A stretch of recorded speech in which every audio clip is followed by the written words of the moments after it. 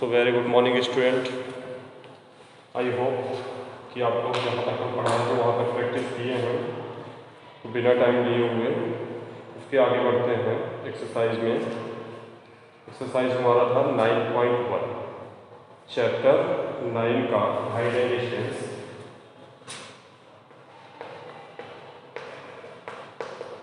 Chapter 9 height and distance तो कल हम लोगों ने कर लिया था। यहाँ पे जो है क्वेश्चन नंबर 5 तक कर लिया था। क्वेश्चन नंबर 6 से स्टार्ट करते हैं। क्वेश्चन नंबर 6, क्वेश्चन नंबर 6 कह रहा है इसमें a 1.5 metre tall boy is standing at some distance from 30 metre tall building. The angle of elevation from his eyes from the top of the building is increases from 30 to 60 as he walks towards the building. Find the distance he walked towards the building. तो देखो यहाँ पे A B एक boy है, A B एक boy है जिसकी height है 1.5 और यहाँ पे सी डी एक बिल्डिंग है, सी डी एक बिल्डिंग है और ये हो गया बॉयज की जो आइज है वो पॉइंट डी पे, तो यहाँ से इसको मिला। बिल्डिंग की टोटल हाइट है, बिल्डिंग की टोटल हाइट है 30 मीटर, मान लीजिए पॉइंट ई हो गया। तो अब यहाँ से बी से ई तक पूछा जाए तो यहाँ से यहाँ तक भी कितना था 1.5 ही होगा बॉयज के हाइट के बराबर। तो 30 में से निकाल लेंगे तो ये बचेगा 28.5 मीटर, यानी बी से ई तक की वैल्यू कितनी हो गई 28.5 मीटर। अब ये है यहाँ पे 30 डिग्री, ठीक। अब ये बॉयज क्या कर रहा है कि बिल्डिंग की तरफ बढ़ रहा है, तो बढ़ के जो है यहाँ पे पॉइंट, तो इसके आईज का जो एंगल ऑफ एलिवेशन आया वो अब कितना हो गया है 60 डिग्री। अब कितना हो गया 60 डिग्री। तो पूछा है कि इसमें बॉयज ने कितना डिस्टेंस ट्रेवल किया, बॉयज ने कितना डिस्टेंस ट्रेवल किया। तो मान लिया हमने जो है कि वह x मीटर ट्रेवल किया और b से यहाँ तक कितना है y। तो दो बार इसमें जो है tan की प्रॉपर्टीज लगेगी। तो एक बार लेते हैं in triangle DEB dash, DEB dash, angle E हमारा 90 है, एंगल E 90 degree, then tan 60 degree equal to perpendicular, perpendicular है 28.5 अपॉन यहाँ से यहाँ तक की वैल्यू है y, तो इसकी वैल्यू होती है √3 और क्रॉस मल्टीप्लाई कर देंगे तो √3y इक्वल टू 28.5 या y equal to 28.5 upon √3। Rationalising कर दो, √3 से √3 का मल्टीप्लाई करा दो तो ये 3 हो जाएगा, इसे इसको कट कर दो तो 3 9 जा 27, यानी यहाँ से यहाँ तक का डिस्टेंस जो आया वो कितना आया 9.5 √3 मीटर। अब इसी के आगे लेते हैं इन ट्रायंगल, इस बार बड़ा वाला ट्रायंगल लेते हैं। ट्रायंगल कौन सा लेते हैं DEB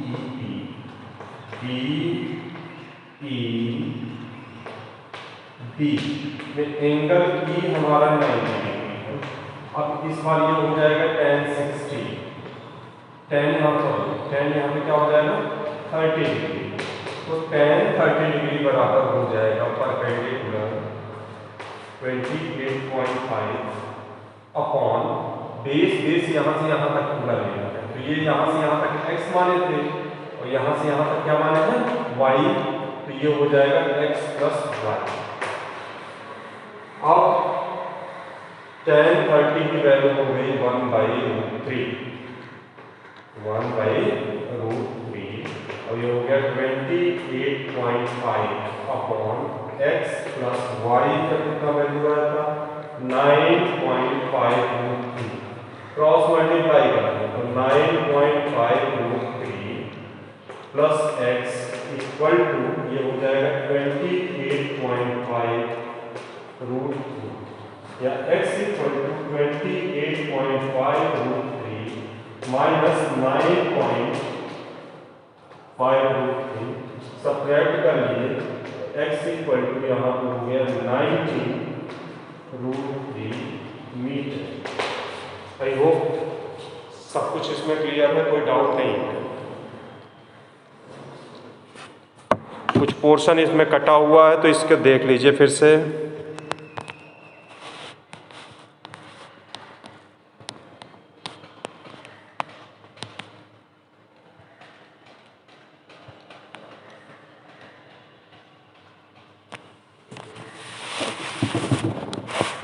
कुछ पोर्शन यदि इसका कटा हुआ है तो अभी देख लीजिए फिर से जो हम सेट कर रहे हैं।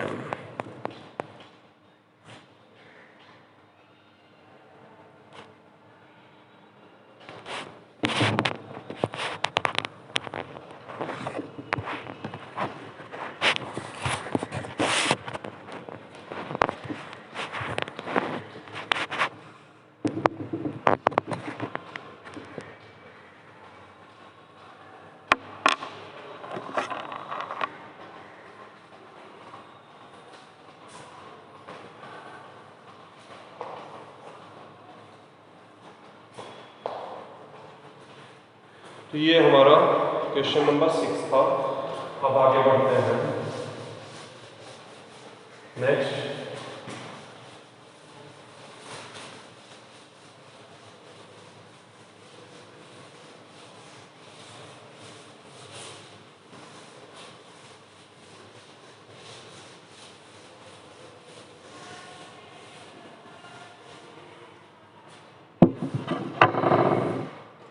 नेक्स्ट 9.3 में क्वेश्चन नंबर 7।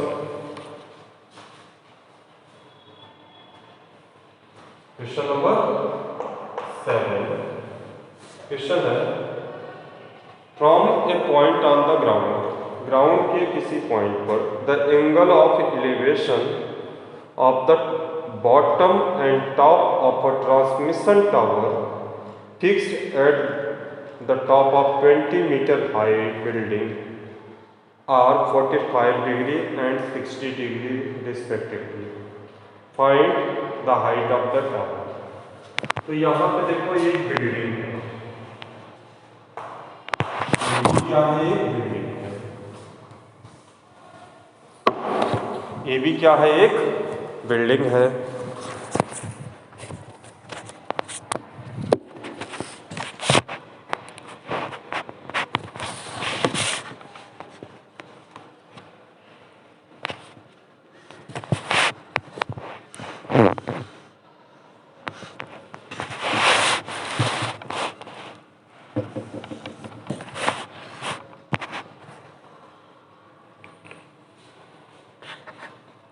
चलिए थोड़ा डिस्टर्ब हो गया था। तो ए भी एक बिल्डिंग है और बिल्डिंग की जो हाइट है, बिल्डिंग की हाइट है जिस गिवन कितना दिया हुआ है 20 मीटर है, 20 मीटर हाई है। ग्राउंड पे किसी लेवल पॉइंट सी पे यहाँ पे ट्रांसमिशन लगा हुआ है। तो BD क्या है, ट्रांसमिशन की हाइट हमने मान लिया h। तो यहाँ से दो एंगल बना है, एक ट्रांसमिशन का पॉइंट B बॉटम है, तो बॉटम कितना बना है 45 डिग्री, और ट्रांसमिशन का टॉप पॉइंट B है तो पॉइंट टॉप कितना बना रहा है 60 डिग्री। तो पूछा है कि h की वैल्यू क्या होगी। तो पहले हम A से जो है C तक की वैल्यू मान लिए, तो A से C तक की वैल्यू क्या हो गई x। और यदि पूछा जाए यहाँ से कि B से लेके A तक की वैल्यू तो यहाँ 20 थी और B से लेके D तक की वैल्यू h, तो टोटल A से D तक कितना हो जाएगा 20 प्लस h। तो यहाँ से लेते हैं इन ट्रायंगल ABC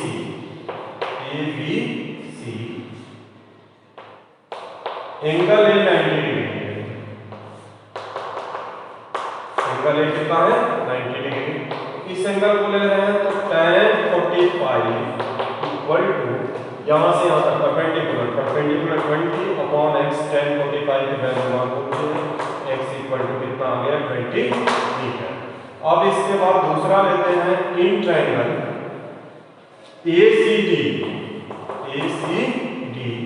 ACD में जो है यहाँ पे एंगल कितना है हमारा, एंगल 90 डिग्री है। तो tan 60 इक्वल टू पूरी हाइट यानी h प्लस 20 अपॉन, अभी इसकी वैल्यू हम लोग निकाल रहे हैं 20। तो tan 60 की वैल्यू कितनी होती है, √3 क्रॉस मल्टीप्लाई करेंगे तो 20√3 इक्वल टू h प्लस 20, या h को एक साइड कर लिए और 20 को इधर कर लिए, 20 कॉमन ले लिए तो 20 कॉमन हो गया, तो यहाँ √3 माइनस 1, तो यही क्या हो गया आंसर।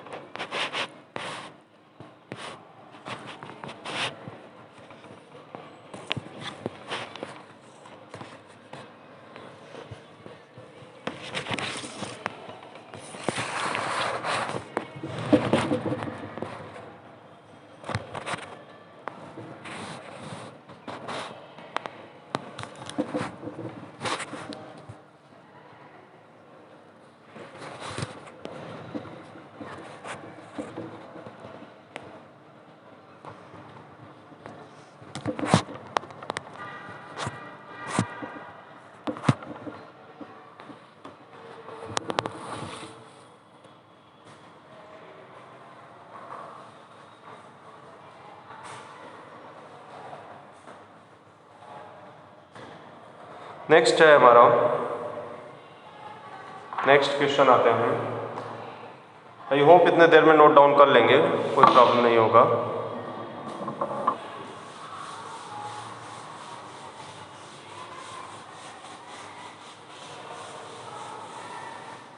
नेक्स्ट है क्वेश्चन नंबर, अब है हमारा जो है 9, क्वेश्चन नंबर 8 है। क्वेश्चन नंबर 8,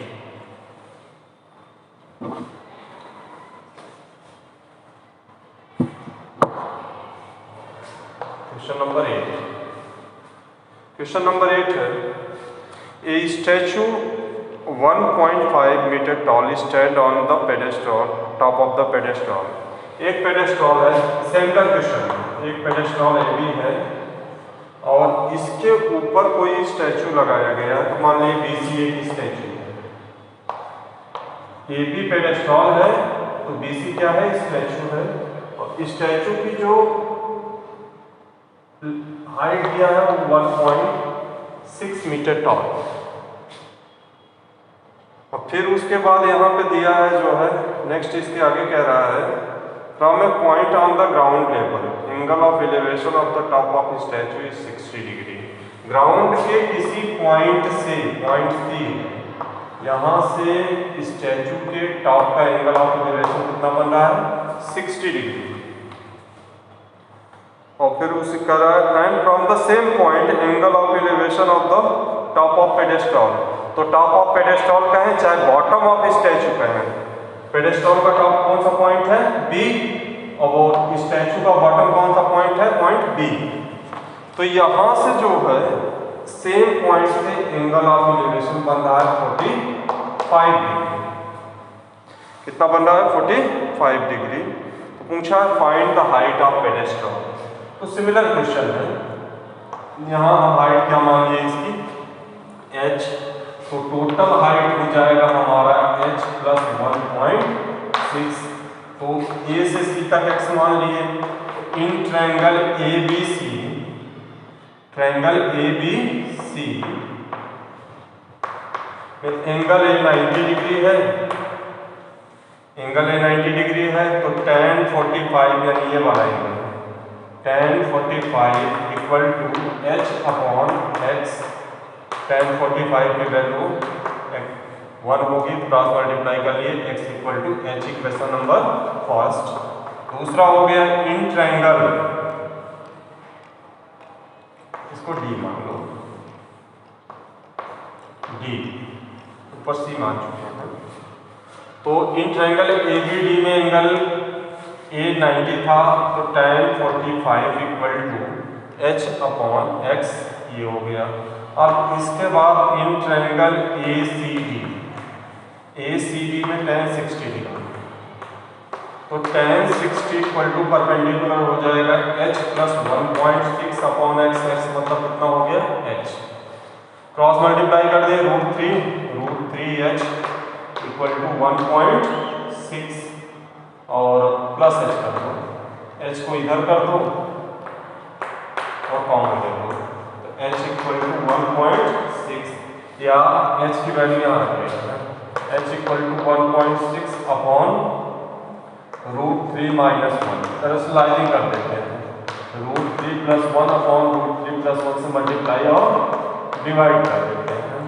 तो h इक्वल टू ये हो गया, कितना हो जाएगा 1.6, ऊपर तो यही रहा √3 प्लस 1 और नीचे हो जाएगा 2 से कैंसिल कर दिए, तो h इक्वल टू ये हो गया 0.8 अंडर √3 प्लस 1 और यही आंसर है।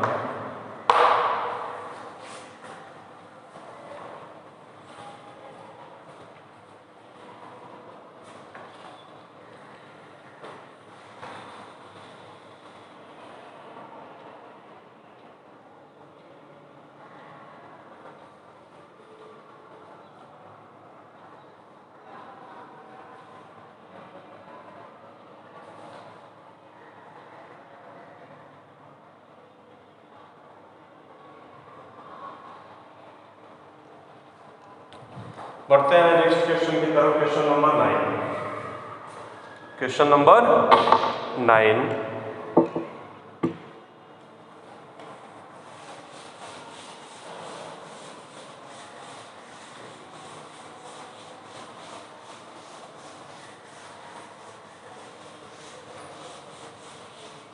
क्वेश्चन नंबर 9 है यहाँ पे, the angle of elevation of the top of building, the angle of elevation of the top of building from the foot of tower is 30 degree and the angle of elevation of the top of the tower from the foot of building is 60 degree.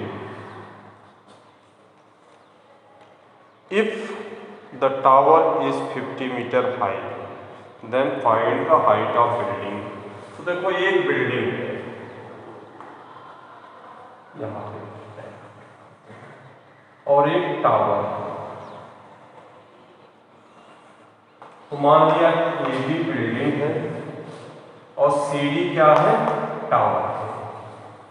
फिर इसमें question को बहुत गौर से पढ़ो। The angle of elevation of the top of the building from the foot of the tower is 30 degree, यानी foot of the tower ये हुआ, top of the building B हुआ, तो यहाँ से इसका एंगल एलिवेशन कितना है 30 डिग्री। अब फिर उसके बाद कह रहा है, इसमें आगे नेक्स्ट कह रहा है and the angle of elevation of the top of the tower from the foot of the building is 60 degree. तो जिसका एंगल ऑफ एलिवेशन ज्यादा देगा वही बड़ा होगा। क्वेश्चन ये भी पूछता है अभी कि टावर बड़ा होगा या बिल्डिंग, ये बिल्डिंग है और ये टावर है, तो टावर के फुट से बिल्डिंग के टॉप का एंगल ऑफ एलिवेशन कितना बन रहा था 30 डिग्री और टावर के फुट से बिल्डिंग के टॉप का और बिल्डिंग के फुट से टावर के टॉप का एंगल ऑफ एलिवेशन कितना बन रहा था 60 डिग्री। तो इसमें ऑब्वियसली कौन सा बड़ा होगा, टावर।